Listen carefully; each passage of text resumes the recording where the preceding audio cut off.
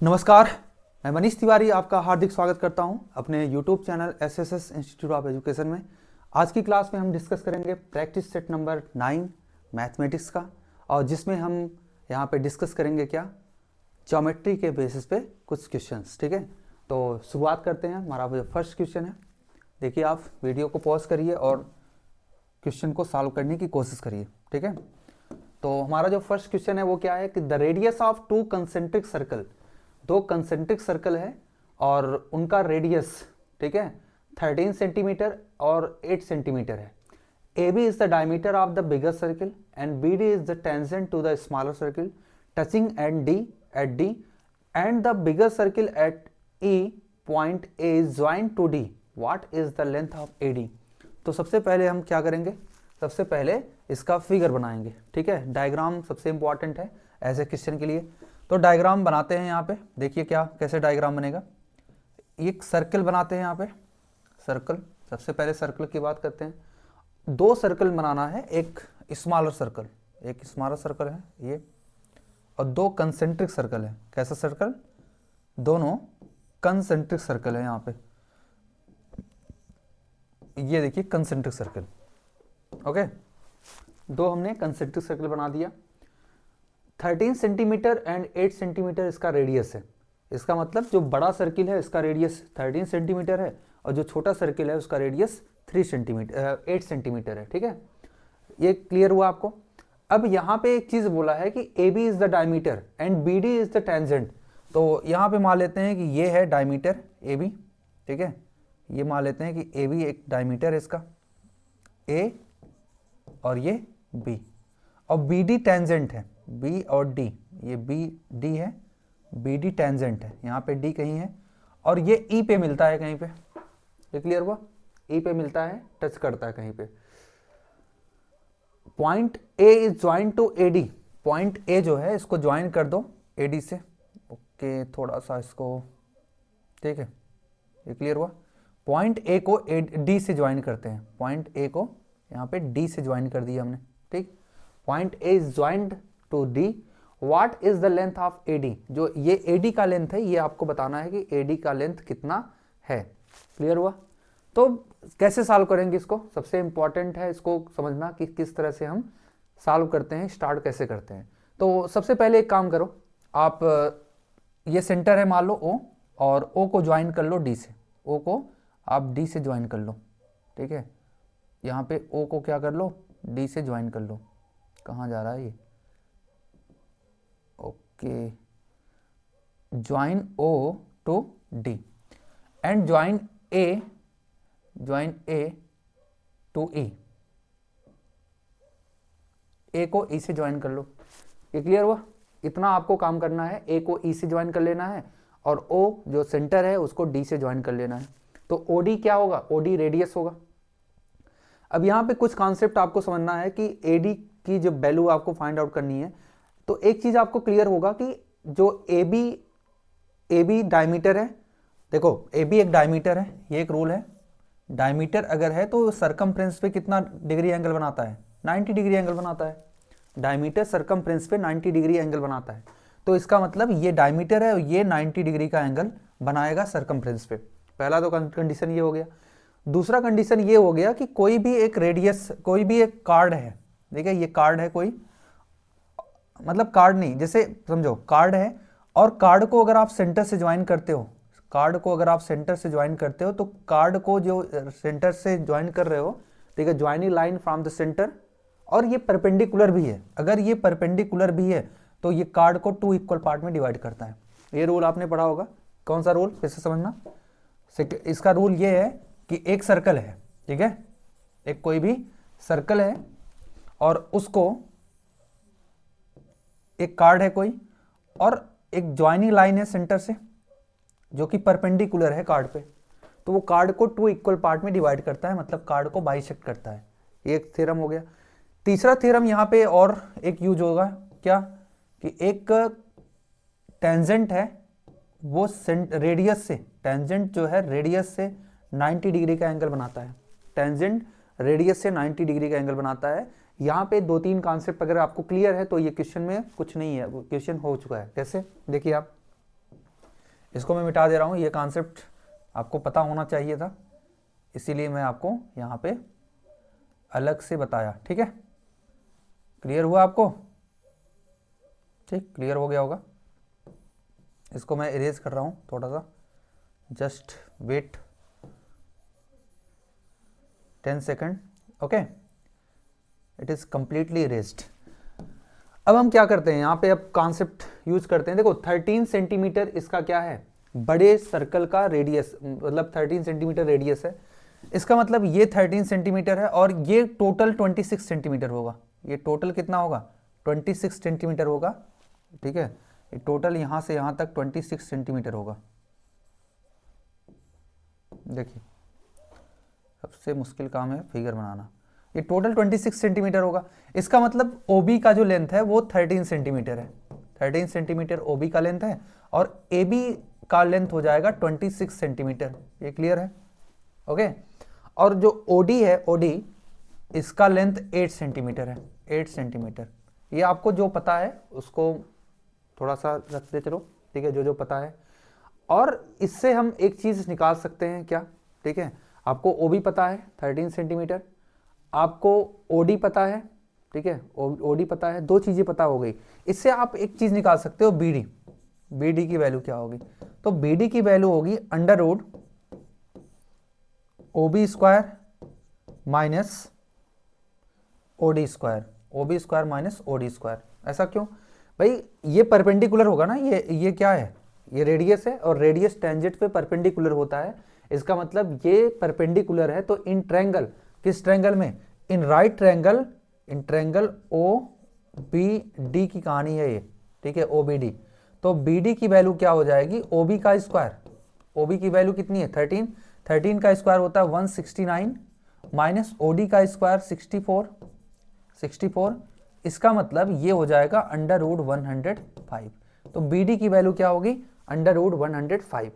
और अभी आपने ये पढ़ा था कि एक सर्कल है और उस पे कार्ड है, कार्ड पे अगर परपेंडिकुलर ड्रॉ करते हो, OD परपेंडिकुलर है, तो वो कार्ड को 2 इक्वल पार्ट में डिवाइड करता है। तो इसका मतलब जो BD है, BD और DE दोनों इक्वल होगा, क्योंकि ये कार्ड को 2 इक्वल पार्ट में डिवाइड करता है। इट मीन्स DE की वैल्यू भी क्या होगी, ठीक है, इट मीन्स DE की वैल्यू क्या होगी, DE की वैल्यू भी क्या होने वाली है, जो BD होगी 105, अंडर रूट में 105। ये क्लियर हुआ होगा आपको, ठीक।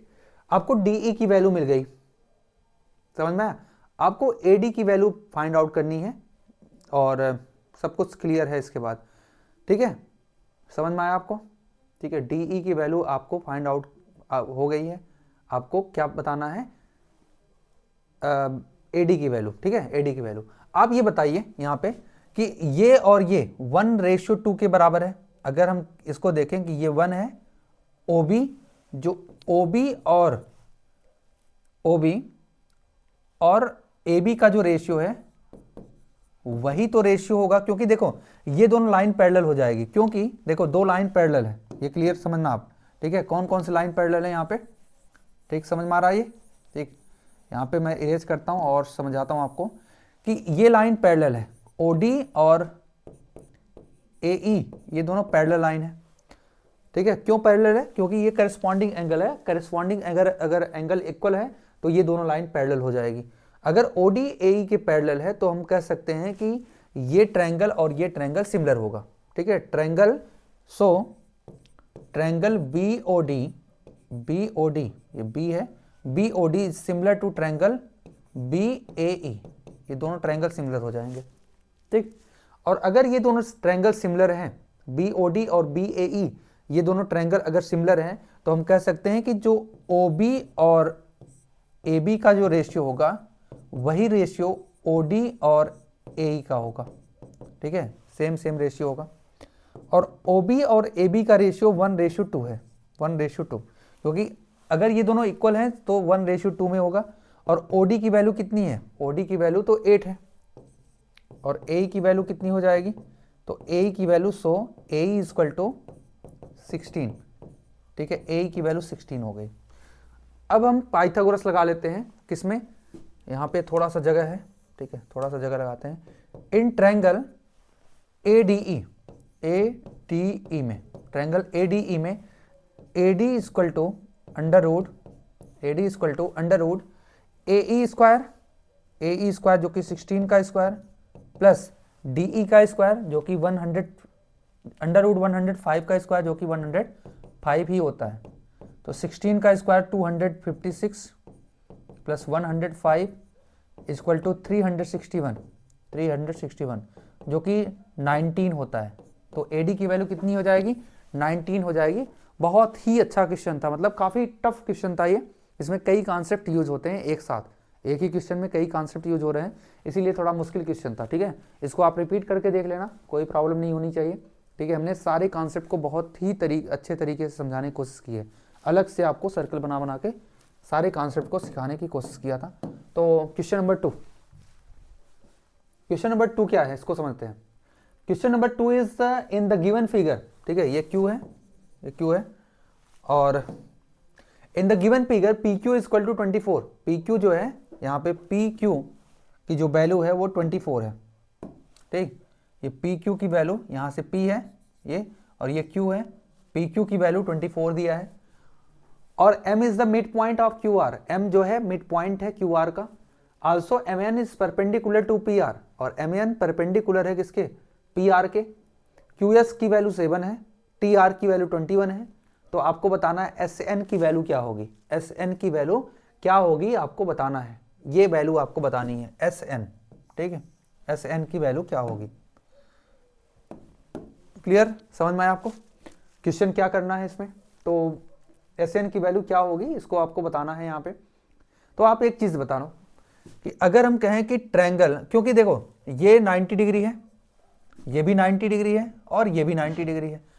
ठीक है, और अगर सब 90 डिग्री, इसका मतलब हम ये कह सकते हैं कि जो QS है, ठीक है, जो QS है, क्लियर हुआ? एक मिनट, जो QS is parallel to MN is parallel to RT, ये तीनों पैरेलल है।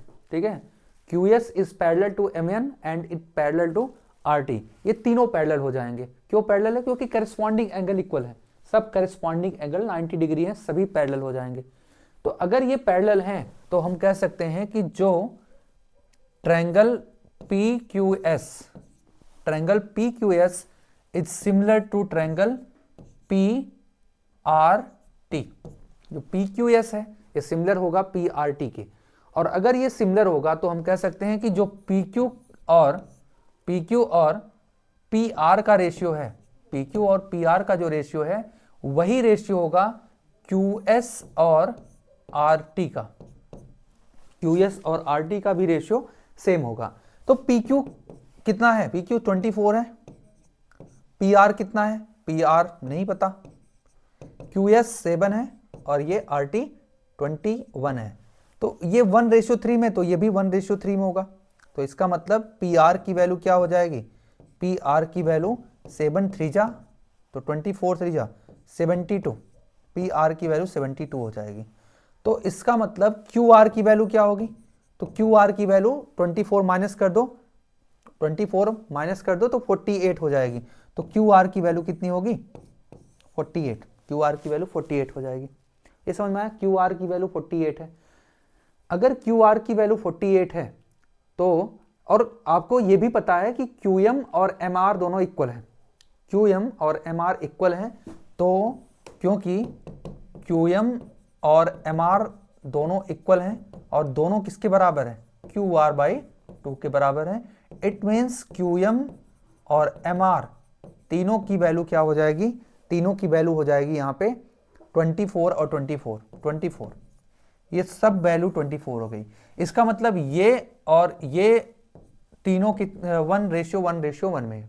ठीक है, PQ, QM और MR तीनों 1:1 में है। ठीक है, क्लियर हुआ? ये चीज समझ में आया आपको? अच्छा ये बताओ कि यहाँ पे अगर हम कहें कि अगर ये सिमिलर है तो बाई थेल्स थ्योरम हम कह सकते हैं कि जो PQ जो कि PQ और QR का रेशियो होगा, PQ और जो QR का रेशियो होगा वही सेम रेशियो PS और ST का होगा। ठीक है, वही सेम रेशियो PS और ST का होगा जो कि 1:2 है, 1:2 है। इसका मतलब अगर ये 1 है इतना तो ये पूरा 2 होगा, ये पूरा 2 होगा। ठीक है, ये समझ में आया। और अगर ये मिड पॉइंट है, तो ये भी क्या हो जाएगा, 1:1 हो जाएगा। इसका मतलब अगर ये मिल गया ना, ये PS मिल गया तो SN भी मिल जाएगा। और PS बहुत आसानी से आप फाइंड आउट कर सकते हो। PS को अगर आपको फाइंड आउट करना है बहुत ही इजीली PS की वैल्यू फाइंड आउट कर सकते हो। कैसे, देखिए जो PS की वैल्यू है ना, PS की वैल्यू क्या होगी, अंडर रूट PQ का स्क्वायर जो कि 24 का स्क्वायर है प्लस QS की स्क्वायर जो कि 7 का स्क्वायर है जो कि 625 होता है। कितना, 625 होता है। और 625 की वैल्यू कितनी होती है, 25। इसका मतलब PS की वैल्यू 25 है, ये 25 है। अगर ये 25 है तो SN भी 25 होगा, और SN 25 तो NT भी 25, क्योंकि सभी का रेशियो 1:1 है। तो आपको क्या फाइंड आउट करना था, आपको फाइंड आउट करना था SN की वैल्यू, और SN की वैल्यू कितनी होगी, 25 होगी। Option number D is correct, option number D is correct. Okay, तो क्वेश्चन नंबर थर्ड क्या है, ये है क्वेश्चन नंबर थर्ड। ठीक है, तो क्वेश्चन नंबर थर्ड ये है, आपको क्लियर होना चाहिए।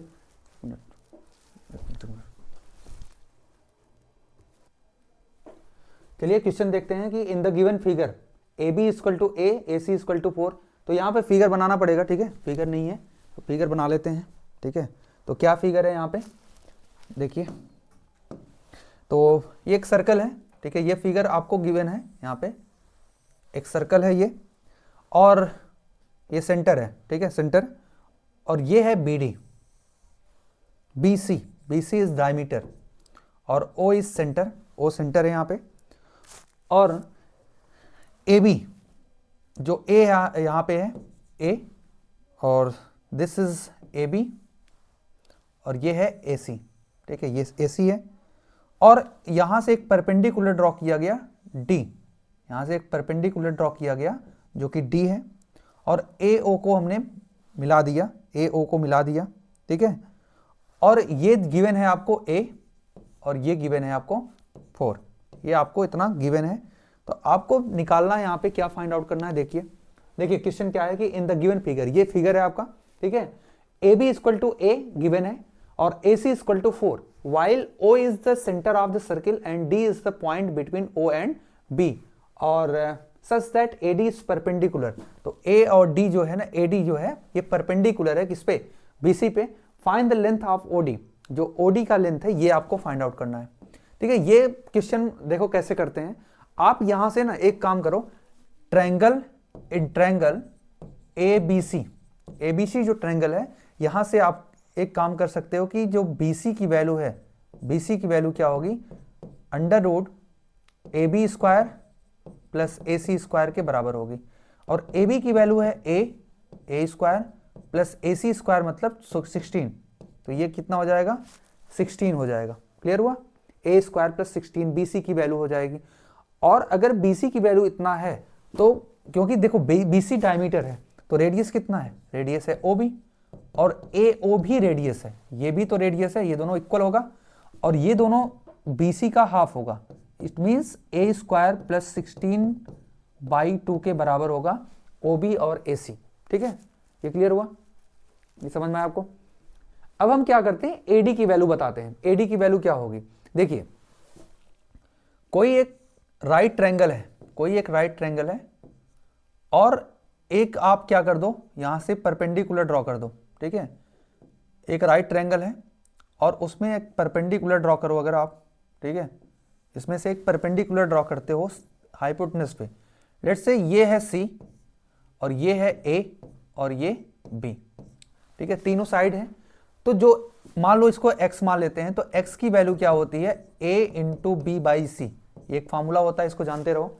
ठीक है, x की वैल्यू क्या होगी, जो परपेंडिकुलर आपने ड्रॉ किया है। ठीक है, परपेंडिकुलर जो ड्रॉ किया है किस पे, हाइपोटेनस AC पे, तो वो क्या हो जाएगी, A × B/C। इसका मतलब यहां भी तो वही केस है, देखो ये परपेंडिकुलर है, क्योंकि देखो ये सरकमफ्रेंस पे क्या करती है, डायमीटर जो है सरकमफ्रेंस पे 90 डिग्री एंगल बनाती है, तो ये परपेंडिकुलर है। और यहां से अगर आप इस पे परपेंडिकुलर ड्रॉ करते हो जो कि हाइपोटेनस है, तो ये किसके बराबर होगा, तो ये AD किसके बराबर हो जाएगा, तो AD की वैल्यू यहां पे किसके बराबर होगी, AB इंटू AC, मतलब A इंटू 4 बाई BC, ठीक है, A इंटू 4 बाई BC, और BC की वैल्यू क्या है, under root A square plus 16 के बराबर है। इट मीन्स ये हो जाएगा 4A divide by under root A square plus 16 के बराबर हो जाएगा। तो आपको क्या मिल गया, AD की वैल्यू भी मिल गई, AD की वैल्यू भी यहां पे आपको मिल गई है।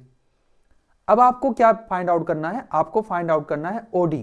तो बहुत आसान है, देखिए इन ट्रायंगल AOD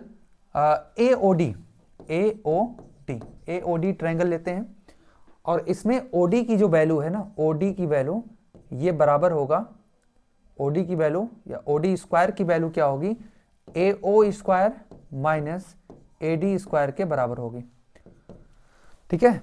और AO की वैल्यू क्या है, देखो AO की value under root A square plus 16 है, अंडर रूट AO स्क्वायर, देखो तो अंडर रूट हट जाएगा, तो A square plus 16 by 4 minus AO की वैल्यू कितनी है, ठीक है, ये समझ में आया, नहीं AD की वैल्यू ये नहीं है, ठीक है, AD की वैल्यू, अच्छा AO की value A square plus 16 by 4 हो जाएगा, और AD की वैल्यू कितनी है, AD है, ये D है ना, ठीक है, ये D है, तो AD की value 4A by under root A square plus 16 है, 4A का स्क्वायर करोगे तो ये हो जाएगा 16A square minus under root A square plus 16 का जब स्क्वायर करोगे तो अंडर रूट हट जाएगा A स्क्वायर प्लस 16, ठीक है, A स्क्वायर प्लस 16।